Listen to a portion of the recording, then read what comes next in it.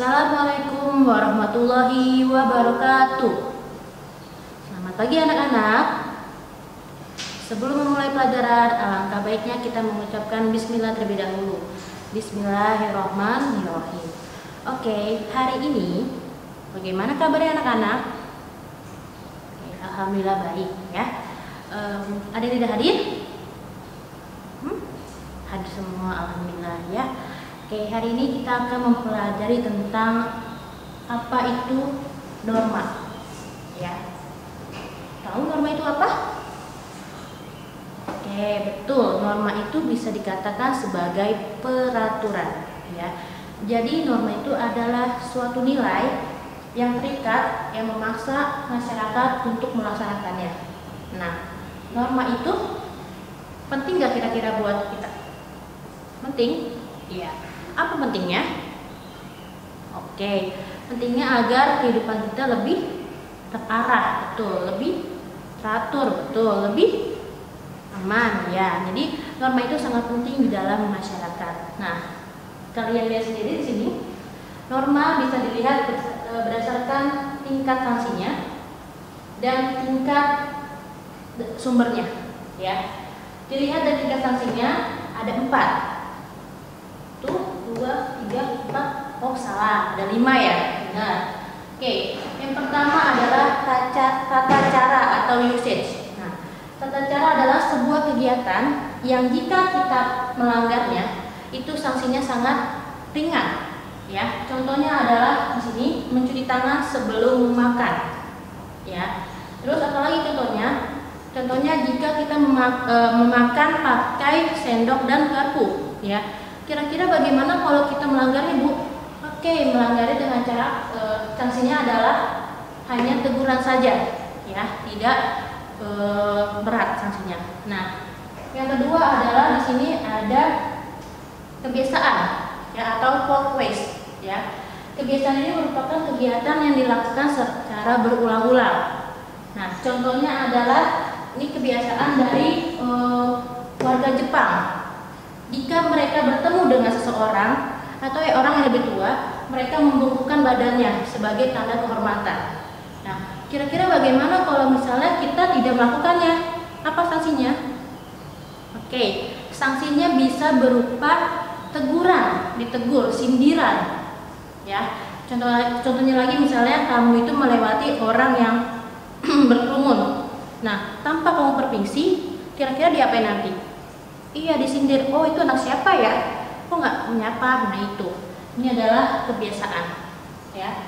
Ketiga adalah tata kelakuan, ya, atau mores. Contohnya adalah di sini adalah no drug atau tidak memakai narkoba. Contohnya lagi adalah seperti mencuri, terus meminum minuman keras. Nah, itu. Oke, yang keempat adalah adat atau custom, ya. Adat ini misalnya setiap daerah memiliki adat yang beraneka macam, ya. Contohnya ini di Bali, ya, ini adat melarungkan makanan ke dalam laut, ya, untuk menyembah para dewa, ya. Jika kita tidak melakukannya, orang Bali tidak melakukannya, itu bisa dikenakan sanksi atau bisa juga dikeluarkan dari daerah tersebut. Oke. Yang terakhir adalah hukum atau law. Nah, hukum ini adalah kegiatan yang paling mengikat, ya. Kalau misalnya ada yang melanggarnya, bisa dikenakan denda atau bisa dikenakan penjara. Nah, ini norma dilihat dari tingkat sanksinya, ya. Selanjutnya, norma dilihat dari sumbernya. Ada 4 norma, ya. Oke, ini kira-kira norma apa? Ada yang tahu? Oke, ini adalah norma agama, ya. Yang ini, ada yang tahu ini norma apa? Oke, ini adalah norma kesusilaan, ya. Oke, yang ini norma apa? Ya, ini norma kesopanan. Dan yang terakhir adalah norma hukum. Oke, kita ulas. Norma agama itu apa sih? Oke, Norma agama adalah norma yang berasal dari Tuhan, dari Allah. Setiap agama memiliki norma yang berbeda-beda. Bu, bagaimana kalau misalnya kita melanggarnya? Coba ada yang tahu? Oke. Kalau kita melanggar norma agama, misalnya kita nggak sholat nih, apa kira-kira sanksinya? Berdosa? Iya, pasti berdosa satu. Kedua, ya bisa masuk neraka, iya bisa juga.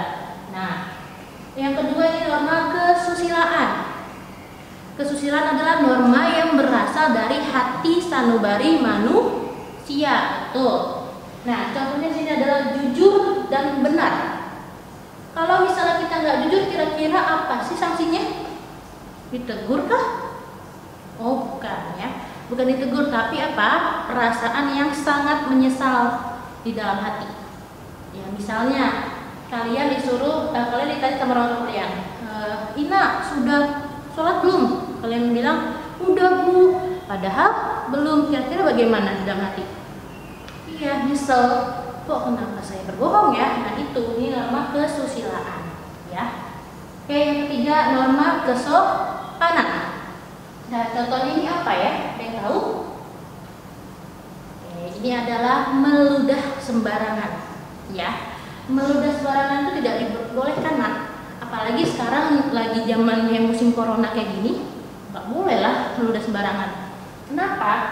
Karena meludah itu mengandung bakteri-bakteri. Kalau kita meludah sembarangan itu bisa bakteri menyebar kemana-mana. Nah ini contohnya norma kesopanan.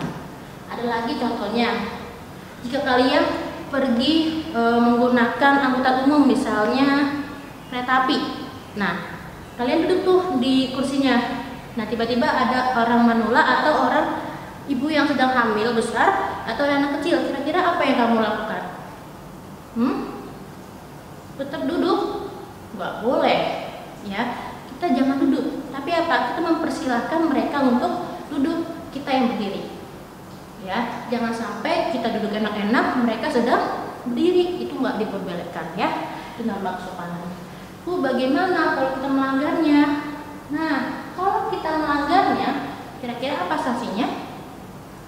Oke, benar. Sanksinya adalah digunjingkan, diomongin orang lain, atau disindir. Ya, sama halnya yang tadi seperti produk tadi ya. Oke, yang terakhir adalah norma. Iya, ini adalah norma hukum. Norma yang paling mengikat, norma yang paling memaksa, norma yang paling tegas hukumnya ya. Kira-kira apa sanksinya kalau kita melanggar norma? Contohnya deh, misalnya kalian berpergian dengan sepeda motor, tidak menggunakan helm, apa kira-kira sanksinya? Ya, dikenakan sanksi kan? Iya, bisa juga. Atau misalnya kalian mencuri, ketahuan mencuri, atau siapa yang telah mencuri, kira-kira apa sanksinya? Ya, bisa kena denda atau dikena hukuman penjara. Nah, itu contoh dari norma hukum. Oke, kira-kira ada pertanyaannya sampai sini? Tidak, sudah jelas? Oke, kalau sudah jelas, Ibu punya satu proyek buat kalian ya. Tugas ya, tugasnya adalah kalian membuat sebuah drama ya. Sebuah drama di rumah yang bertemakan tentang norma-norma. Boleh tentang norma agama, boleh tentang norma kesusilaan, boleh norma kesopanan atau norma hukum ya.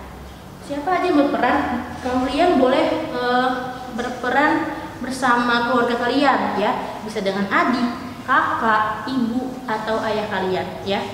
Nanti pertemuan selanjutnya teks dramanya kirim ke ibu, akan ibu lihat dulu, baru pertemuan selanjutnya lagi kalian memulai drama dan kumpulkan ke ibu ya. Sampai sini sudah jelas? Oke, kalau sudah jelas ya, ibu kira itu aja yang bisa ibu sampaikan hari ini ya. Semoga pelajaran ini memberikan manfaat yang sangat mendalam bagi kalian ya. Oke, ibu akhiri dengan Assalamualaikum warahmatullahi wabarakatuh.